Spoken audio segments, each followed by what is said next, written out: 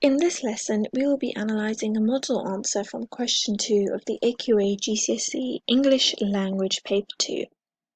This way, you'll be able to get familiar with the structure and the format of this question so that you can maximise on your marks. The more aware you are of how to tackle these certain types of questions, the more relaxed and ready you'll be when you go to actually sit the exam. Okay, so that swiftly takes us to the assessment objectives, which basically describe what we need to focus on and what to include in our answer. So for this question, for question 2, only AO1 applies, which is to identify and understand explicit, so obvious, and implicit, hidden, information and ideas. Select and synthesize, which is to blend evidence from different texts. So for this question, just simply remember these two skills. You've got synthesis and inference. So for synthesis, element of the question, you need to have a solid understanding of both sources as a whole. So what this essentially means is that you need to write about both sources in order to maximize your marks. Otherwise, you'll only be able to get half marks at best if you only summarize just the one. So make sure you include both sources. Then the inference part, which is another way of saying an educated guess, you have to reach an idea or conclusion based on given knowledge from the sources. So that requires you to be really perceptive. Okay, so just remember synthesis and inference for question 2 are your main skills that you need to be focusing on. Okay, now let's look at how a standard level 4, which is a 7 to 8 marks answer looks like. Okay, so let's read the question first. It says you need to refer to source A and B for this question. The writers in source A and source B are travelling on very different types of boat. Use details from both sources to write a summary of what you understand about the different boats. So the question's asking us to focus on the different boats. So definitely underline this as your focal point to help you narrow down what you're looking for.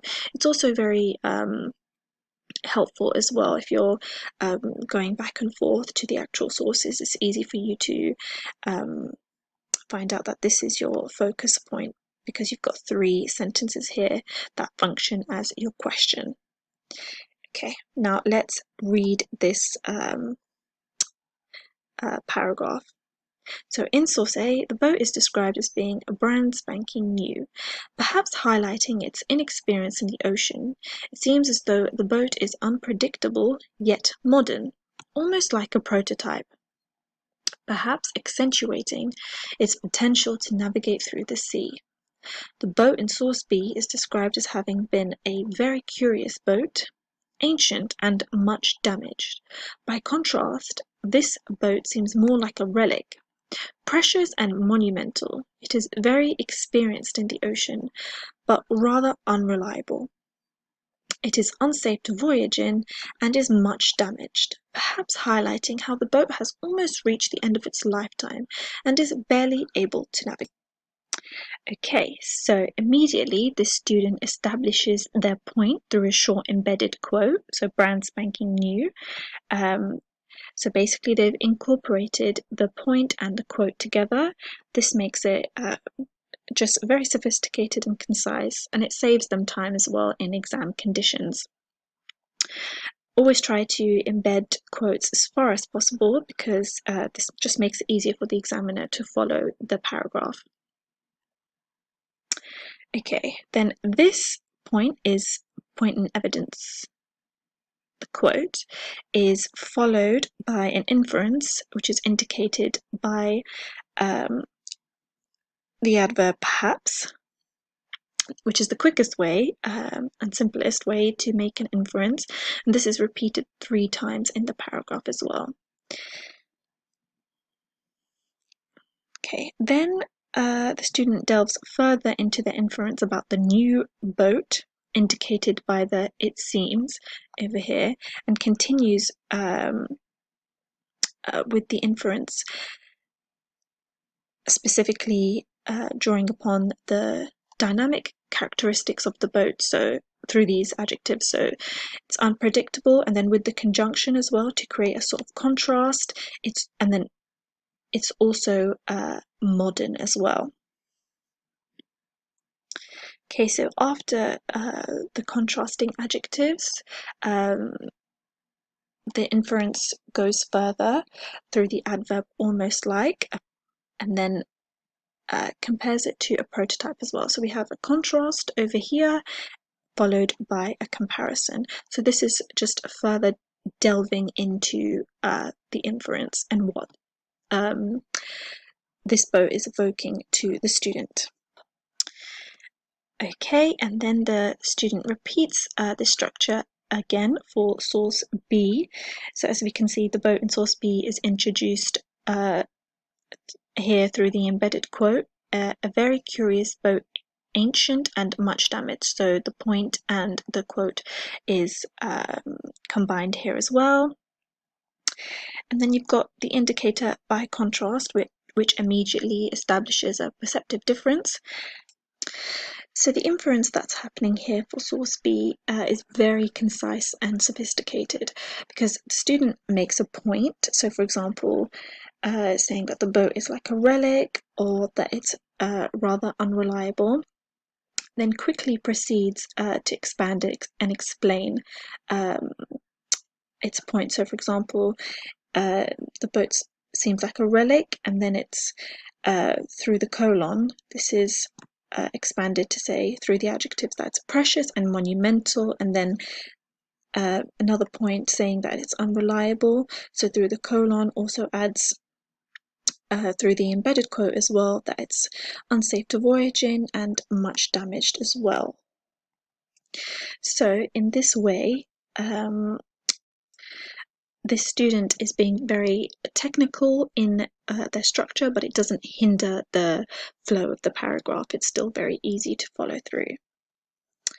Okay, now we're just going to move on to summarizing the structure for question 2 that we just saw from the previous model paragraph.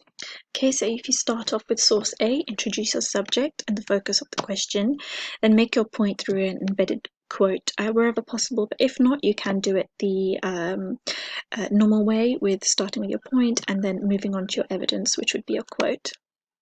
Then explain your quote and make an inference about what that suggests or evokes to you.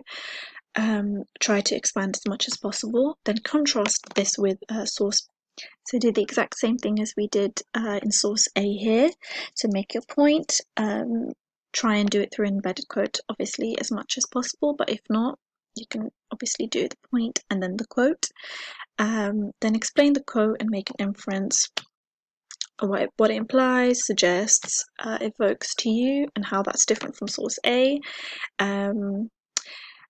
Try to go even further and delve more deeply into the inference through conjunction, so furthermore, moreover, in addition, but that is as much as possible. You don't want to be just constantly reiterating yourself and saying the exact same thing, which would ultimately lose you valuable time in the exam. Okay, so just some rules for question 2 to sum up the lesson. So remember, this is not a language question, so you don't have to be analysing language at all. That's for question 3. So you must write about both sources to get the maximum amount of marks. Remember, this is a question that will ask you to either summarize differences, similarities, or a certain topic, so a certain narrow focus. So remember, it's not always going to be the same thing all the time. Remember to include embedded quotes as far as possible. 2 or 3 paragraphs will be enough, but 2 will be fine as long as you do it in great detail, like we've seen in the model answer. So if you do that twice, that will suffice. Remember to spend approximately 10 minutes on the question, and then to also include connectives and conjunctions to help the flow of your paragraph.